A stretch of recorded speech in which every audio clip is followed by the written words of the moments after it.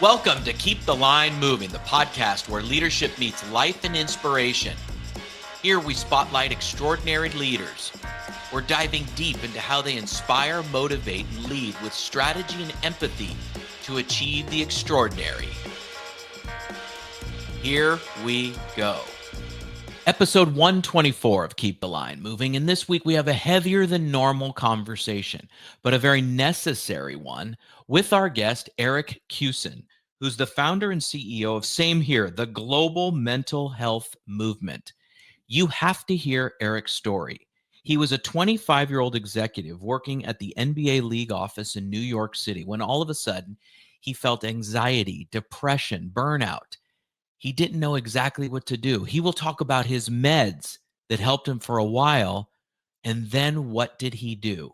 How did he have the conversations with therapists? Were they the right therapists? We will let Eric explain again in detail about his mental health story and how it can help you. Eric's company, Same Here, has a mission, and that mission is to normalize our societal perception of mental health and incorporate it into our everyday conversation. Eric was recommended by another previous guest on Keep the Line Moving, Shauna Griffiths. I'm so happy Shauna recommended Eric because this conversation is very valuable. It begins now with Eric Kussin. All right, Eric, great to see you. Tell us what you're doing now, and then we'll fill in the blanks. I love that you're asking it that way because it usually goes the other way where people say, what's your story? Because I've been pretty public coming from the professional sports world with sharing my story. Where I'm at right now is, so I'm the founder of a nonprofit organization called #Same Here Global. Same Here as in you and I were the same. We'll get into the meaning of that. It's a mental health charity whose mission is to normalize society's perception of mental health and make it part of our everyday conversation. Alongside that, I'm the CEO of an organization called 5 and 5 Inc. We'll also talk about why it's called 5 and 5. That sits alongside the brother sister of the nonprofit and takes a lot of the IP that's been generated from all the work that we've done in the mental health space and now uses it to scale so that we can provide solutions to corporate offices, schools, colleges, what have you. Third piece to it is I'm also a partner in a telehealth company called Regional Psychiatry that now takes the concepts from the nonprofit, the for-profit with what we're scaling with the solutions and brings those solutions into a more clinical setting so that people are getting care in a more direct way, patient-centered way that we believe mental health care should be delivered. Eric, you mentioned something in describing what you're doing now. You said from professional sports. So obviously, my listeners, that piques their interest. What do you mean? Sure. I grew up an athlete, 4-sport athlete in 3 seasons because I played football and soccer in the same year. My big sport was basketball. Walked onto the basketball team at Cornell University.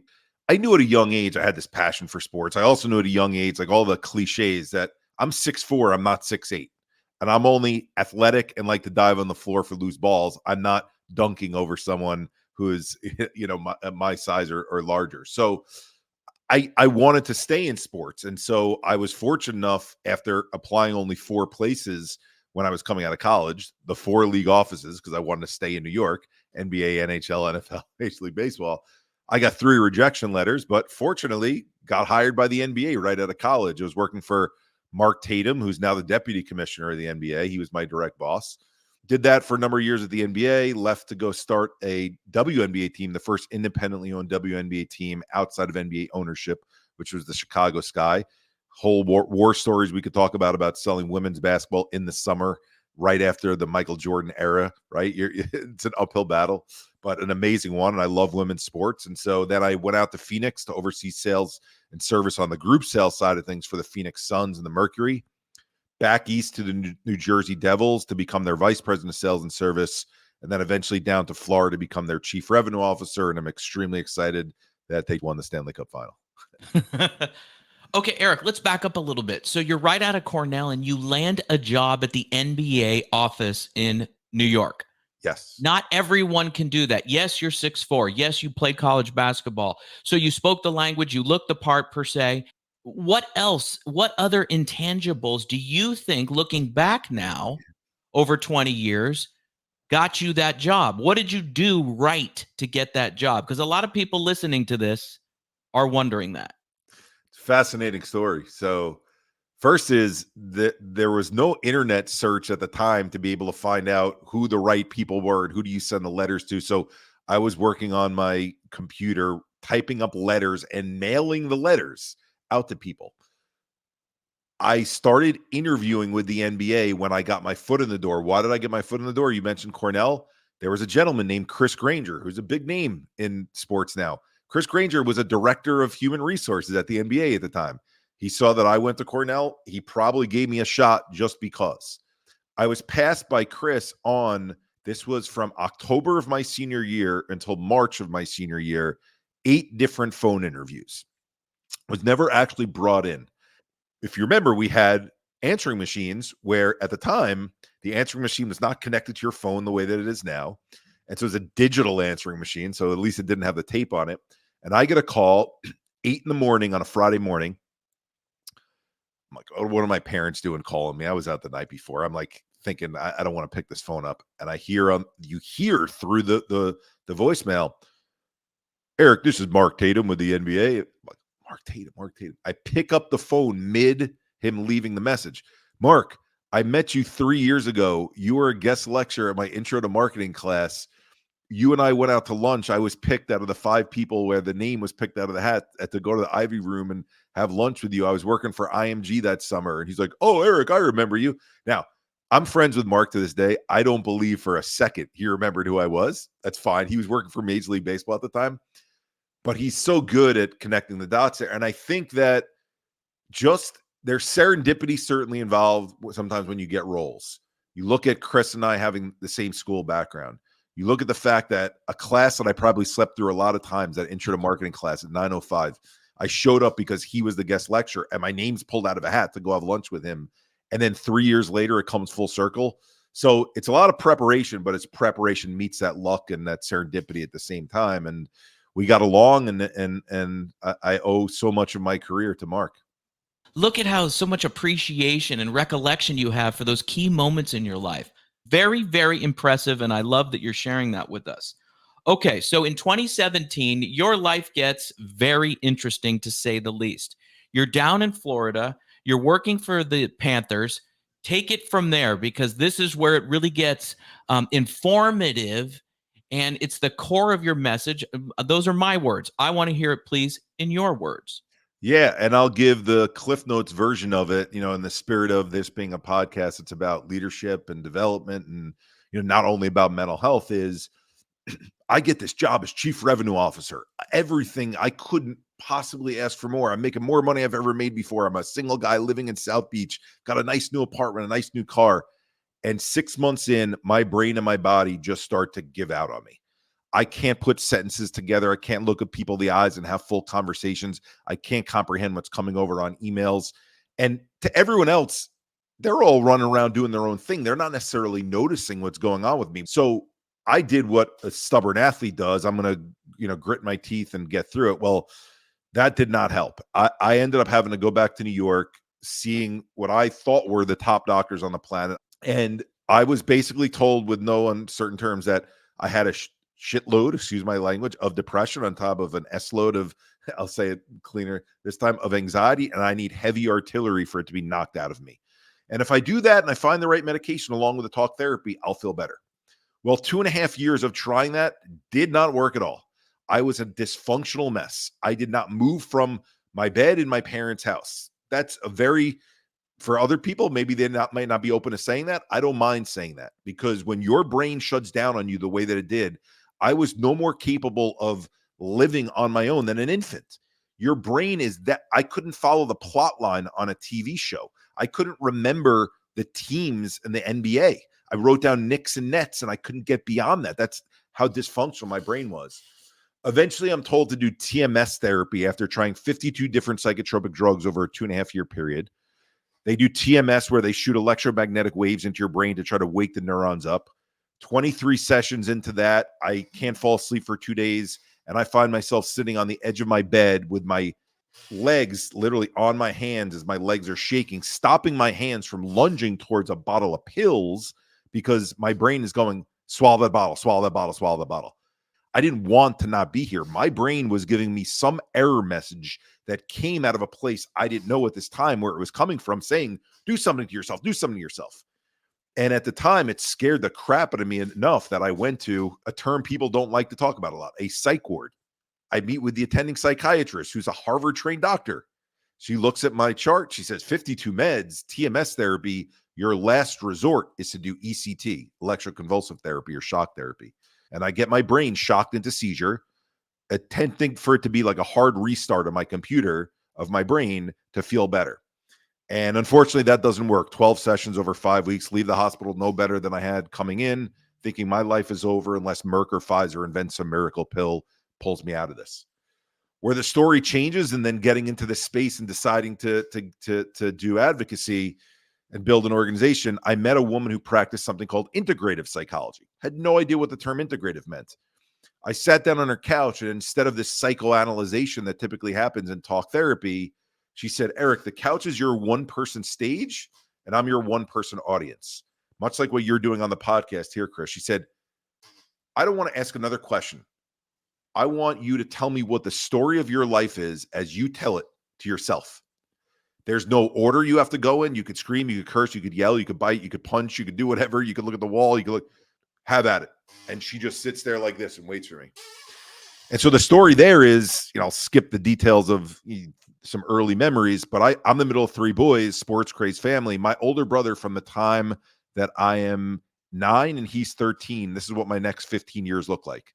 He breaks his femur bone in a sports accident, put into a body cast for a year and homeschool. Comes back, goes to school after healing, gets diagnosed with ALL, children's form of leukemia. So 5 years of chemo and radiation, late 80s, early 90s, not the best prognosis, but miracle, he goes into remission. Month later, he's in a Jeep Wrangler, open top, no seatbelt, car loses control. He flies out of the back, lands on his head, cracks his orbital bone, loses partial vision in his eyes, in ICU for a month. Heals from that, goes to college, went to Cornell before I did. Pain in his knee. Same cancer from childhood's come back. Now that it's come back, they have to give him a stronger dose of the chemo. I get a call from my father, come back down from college to meet them at the hospital in Long Island. Brother's got 105 fever. Body goes into septic shock from the chemo treatment. Septic shock, he falls into a coma. And for 3 months, he's in a coma. We don't know if he's going to wake or have any brain activity. Miracle, he wakes after 3 months, full cognitive faculties, but his kidneys fail from being in the septic shock for so long. Needs to go on dialysis. We all get tested to see who's the closest match. My father donates a kidney to him. That's all successful. I get that job at the NBA thinking blank slate real world, put it all behind me. And 3 of my close friends pass away back to back to back when I was working for Mark at the NBA at 22 and 23 years of age. And this is where it was explained to me. Stress and trauma are cumulative on our nervous system, much like plaque is cumulative in our arteries. And we can function at a high level as that is building silently.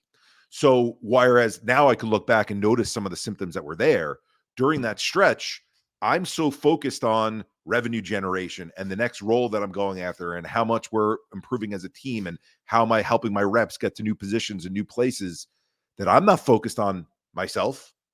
And the ancillary effect of having a front row seat for watching all these things happen to my brother, living through all these things with my friends, she described it as you were at a front row seat for a muddy wrestling ring. You knew the wrestling match was going on. You knew your brother was wrestling the game of life. Your friends were wrestling the game of life. But what you didn't know was the mud was splattering and hitting you. And eventually it built up and built up and built up, and the body couldn't take it anymore, and it shut down. Eric, you are so, and I'm not the first person that's probably said this to you. You are so good at telling your story. Thank you so much. You're a gifted storyteller. So, and here's why that's so important, because there's so many people that are relating. For goodness sakes, you've created a company on it. There are so many people that are relating in this very moment, listening and or watching this, that are being helped just by virtue of your ability to bring out the key points in that incredibly valuable story that you have. And the analogy you used of the mud and the mud coming on you. So I'm going to continue with that. Did you notice the mud coming on you? What did you notice from those key years, right, leading up to 2017 when it all hit, per se? And now you look back, you probably see the signs. But, and you're an athlete and you're overcoming in the process, as you just beautifully said to us. What did you notice? And again, all in the effort to help those listening now, please. Yeah, thank you for most people don't have so you gave me a compliment, I'll give you a compliment. Most people don't dive into the minutia of that and they skip right to, well, look at what happened to you when you were in Florida. There's things that you notice with your mental health now looking back on it. So there's something called disassociation. Sometimes you're walking around and you feel like you are a mini version of you sitting on your shoulder and you're not actually in your body. You're looking in the mirror and it looks like, yes, that's me in the mirror, but I don't feel like me right now. You're looking at other people in your family and you're saying, of course I recognize them. I've seen them for 20, 30, 40 years of my life, but I don't feel this emotional connection towards them, right? So those are some of the early signs of as your mental health starts to decline. Disassociation is a big piece of it. Your drives starting to wane is a big piece of it. So okay, why am I waking up and I don't have hunger pangs for having breakfast this morning? Why, when you get home from work, do you not have interest? I'm not saying that you're not tired. Do you not have interest to go see friends? Do you not have interest to go to the gym and get in good shape? When you start to notice this waning of drives, again, another sign. But the thing is, you can justify those things, Chris, when you're going through them because, oh, work's really hard and, oh, we're really grinding and, oh, there's never an off season in sports. And so you justify why you feel those things and you don't see them as signs. Meanwhile, if you're feeling a pain down your left arm and your left jaw, you go, oh, those are the signs of heart attack. Or at least something building there. I better go to the cardiologist and get this checked out. We don't pay attention to the signs of mental health decline, and we certainly don't proactively work on mental health. It's probably about 10% if you look at the numbers of society that is a little more proactive in meditation and mindfulness and breathing practices, which we certainly can go in terms of modalities. But 90% of the population goes, it's not me. Mental health doesn't apply to me. I'm fine. And if I'm unlucky and I get that thing called depression, anxiety, because genetically it just happens to develop in me, I'll do something about it. In my case, I fell into that 90% category. I didn't think it was me. And the reality is, it's not only that it's me, it's everyone.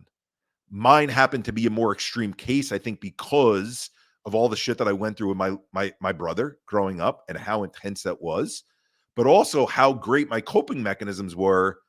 Again, great from the standpoint of how much I loved them, but not great from the standpoint of because I loved them so much, how it took my eye off the prize of that mud building up. That's a great point right there. You're a strong man. You had a great sense of who you were.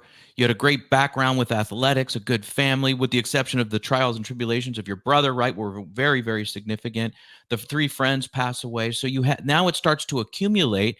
And as you're articulating it, your coping mechanisms weren't where they should have been. Okay, so Eric, can we safely assume that that woman, that psychiatrist that had you tell your story, did the rehab, did the healing, did the process, did you feel it as you were articulating your story and the way she presented it?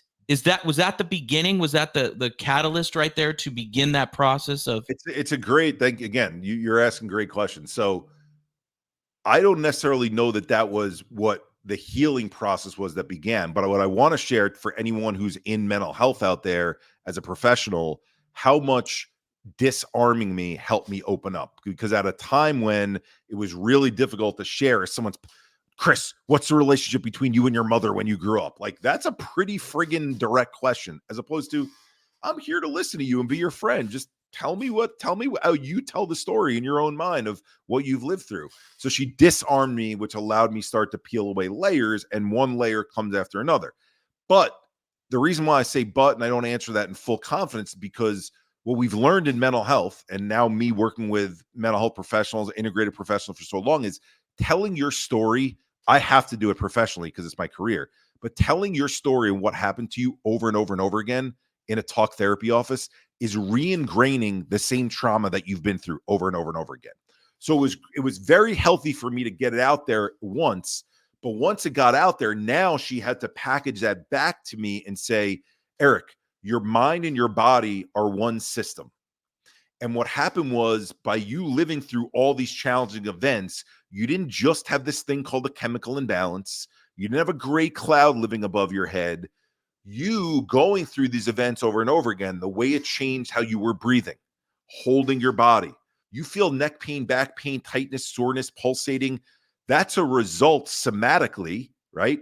Somatic, the issues are in the tissues of what lives inside of us. And now I had to start to learn what exercises and practices do I need to do to heal these affected parts of my body and my nervous system and reconnect this brain and body that had become so disconnected over so many years. That was the mud itself. So the mud is just an analogy or metaphor for all these things that had started to go wrong in my brain body connection. How are you doing now? I don't love saying great because I think that that's oftentimes hyperbole. I'm doing very well. I'm still managing my mental health. It's not a place where you arrive and now you're good. I wake up many times and it feels like a truck has hit me. I don't know where that came from. It's probably still that accumulation. Okay.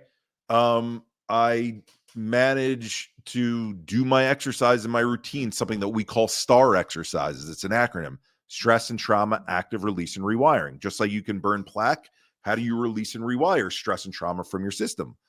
And so I might have a different answer for you next week if we talk versus this week, right? It's all a matter of how am I managing at best that I can. And I can't say that I'm in this great place. I'm in a good place where I'm excited about what I'm doing. I've got my drives back again, but I know that there's a much better place I can still get to. And that's that self awareness, Eric. And that's what we talk about every week on this show, like different forms of self awareness, right? It's not a therapeutic type podcast, but it always comes to that. And it's a leadership development, as you said, about this podcast that you and I talked about before hitting record today. And that's why I'm doing the work that I'm doing, is because leadership is so important, that your interactions with people, like you were talking about your team in Florida, right? Like helping them get jobs, helping them get more revenue, whatever the case, throughout Yeah. the course of your career. Well, that is real. There's emotion with that. There is mental health associated with that. There is affecting one's life by a bad job review or an interaction that sets them off on a spiral, right? That's why this work is so important, to understand how we're coming across in the world. So I don't want to take this in a direction, about leadership and such, but I am so aligned with you in getting one's story aligned so they can be the best versions of themselves. So to that point, tell us about your business and the duality of it, right? The nonprofit part, and then where you have to get after it per se. Yeah, thank you for the opportunity. And I agree with you. I think leadership involves all those things that you just described. So I started the nonprofit in beginning of 2018, Same Here Global Inc. And the mission vision of that is to normalize society's perception of mental health and make it part of our everyday conversation. I had relationships in sports, and through those relationships, kind of tangentially, one connection to the next, I started to ask athletes and entertainers, everyone from Theo Fleury in the NHL to Chemika Holtzclaw from the WNBA, Keith Bullock in the NFL, to share, our sign language signs. Same here. I've been through challenging life events just like you have. Not I have depression, you have depression, I have anxiety, you have anxiety. If we story tell and share how we all have been through emotional pain, and you see this quilt of different people from different backgrounds and different looks, different ages, all sharing, I have it too. It is not this thing called mental illness. It is this thing called emotional pain. Then we start to come together and it becomes 5 and 5, hence the name of the for-profit organization 5 and 5 Inc. So mission, vision, messaging, website, out there doing free talks, doing some programming in schools is the nonprofit piece. The for-profit piece is we do sequential programming through the form of presentations, workshops, and what we call implementation sessions. So it's one thing for you to do the exercises yourselves. It's another thing for how are you going to bring this back into your office, back into your class. And so we do that with everyone from the PGA Tour to the Dallas Cowboys to JP Morgan Chase to Nellis Air Force Base to the NYPD. So 4 main areas that the for-profit are in are colleges, corporate offices, military and first responder groups, and then sports teams and leagues. And so from the revenue that we generate from that, we do 2 things. One, we put that money into the development of an app called Same Here Scale, which enables you to learn a common language to be able to check in on your mental health and see how it's moving across that continuum. and then to do exercises to be able to work on where you're at on that continuum to get better place. Just like you'd step on a weight scale and I put on too much weight, or I'm not weighing enough, I want to get more muscular. Okay, what exercise do I do about it? Same exact thing with mental health. That then leads to this relationship that we have. I mentioned being a partner in an MSO of a telehealth clinic called Regional Psychiatry, where we're taking these concepts of a patient-centered approach. And imagine now going to a clinic and you're told, we've got an MD for med management if you need it, but we also got therapists who do top-down modalities like EMDR and neurofeedback and brain spotting. But we've got coaches that do bottom-up modalities like yoga, meditation, mindfulness, and breathing practices. We've got functional medicine doctors who do things like brain-gut connection and microbiome health and gene mutation. And guess what? We could put a team around you, and you get to choose who in the gym you want to go to, and we'll lead you to different spots like a personal trainer would. And obviously, some of it is contingent upon what your budget is, but we're going to find you help amongst all these people in a team around you, as opposed to, I got to find a mental health professional who's a psychologist, who's separate from a psychiatrist, who works in individual practice. And I hope they like me and I like them. And if not, I fire them and find someone else. So it's been, 5 years or so of trying to build together this kind of piece by piece unit of the for-profit, speaking to the nonprofit, speaking to the telehealth company, using the same common language. And then eventually, this being a leadership podcast, I've never scaled a business before. I worked for businesses that were already, owned by billion-dollar owners in these markets and have been around for 50, 60, 70 years. So for me, it's a real learning curve. So I've been building it organically. I need to find, what they call these impact investors out there who believe in our mission and want to help us grow. And so hopefully we'll find those people. I haven't been so proactive with it because it's been growing organically on its own. But that's the goal one day, is to eventually get there, to be able to scale more and get this out there wider. Fantastic. Eric, I have one more for you. Yeah. Usually we do all-star moments but your whole thing has been great. And no disrespect to my previous guests, they've all been fantastic, but I'm going to reserve all-star moments to one question. We will get to all-star moments in just a second. To grow as a leader, you must make intentional choices about how you want to show up for yourself and your team. Are you ready to grow your leadership? The Gargano Leadership Group offers expert coaching, consulting, and workshops rooted in our 4 leadership pillars: curiosity, alignment, optimism, and self-awareness. Leadership starts with forging authentic connections, communicating your values, leading with energy and enthusiasm, and truly understanding yourself. Visit garganoleadership.com to get started with us today. Back to the show. You're not a doctor, but what advice would you give somebody if what you're saying today is really hitting them in their heart and soul and they want to take some action? I would say the number one drug on the planet is hope. Okay. And what we get robbed of as our mental health starts to decline is hope, because what happens is, when you say, I'm not a doctor, I'm not, but I get to learn from some of the smartest doctors that are out there because I sit in meetings with them on a daily basis. We lose connection to our reward centers in our brain, right? Whether that's a chemistry piece, whether that's a biology piece, a physiology piece. I could give you all the background, but I won't bore you with it. Is we're not having these urges and these drives. When you don't have an urge and a drive, you can't do something as simple as think of the gym as, I want to go to that gym because I want to get the payoff of looking better. So, well, when you don't have that natural urge and drive and payoff, how could you possibly bring yourself up to go to the gym? What that does is that lowers our hope volume. So that example with the gym, now pass that across all of our psyche as a human being. What's my point in doing this if I get no payoff for it? And so I call it looking at the observer of your observer. Okay. The first observer says, I'm not in the mood. I can't do it. There's nothing there. The observer of the observer can say, you're not in the mood. You're not getting the natural drives from it, but you also know, because you heard from this guy, Eric, or you read from this guy, Dr. Gabor Mate, online, that when you get yourself up going and doing these things, then those drives and those urges come back, even though it feels impossible. If the observer of the observer makes you do it, you're going to start to see this upward momentum and trajectory. That provides hope in a place where we're currently out of hope in that moment. So I hope that motivates people. Perfectly said. And we could visualize that. Get up, get to the gym, because the observer will see that momentum, and then who knows what else we can accomplish. Eric, this has been a tremendously valuable discussion, and I appreciate it. Thank you for having me. I'm glad that Shauna connected us, and you're a really good dude. Thank you. Yes, Shauna Griffiths, a shout out to you. Thank you, Eric. Appreciate you, bud. And we thank Eric very much for being on the show. When I let Eric know when this podcast would post, he let me know what he was up to.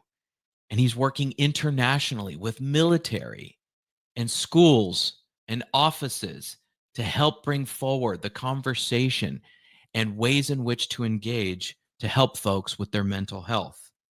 He's also added routines and videos to the exercises in their Same Here Scale app, as well as Eric and his group went to the Super Bowl. They went on stations at Radio Row all day long to talk about how the mental health narrative has to change and what solutions they have to help change it. If you want more information, samehereglobal.org. There's more information in the show notes. We thank Eric very much, and I thank you very much for being part of Keep the Line Moving. We'll see you next time. Take care, everybody. Thanks for tuning in to Keep the Line Moving. If you enjoyed this episode, give us a thumbs up, subscribe, and leave a review. We'd love to hear your thoughts. Most importantly, share this podcast with your friends, family, and coworkers. It means the world to us. If you have a guest recommendation, visit our website at garganoleadership.com, where you'll also find all our archived episodes. For our marketing coordinator and the producer of this podcast, Savin Narwhal, I'm Chris Gargano. Have a fantastic week, everybody.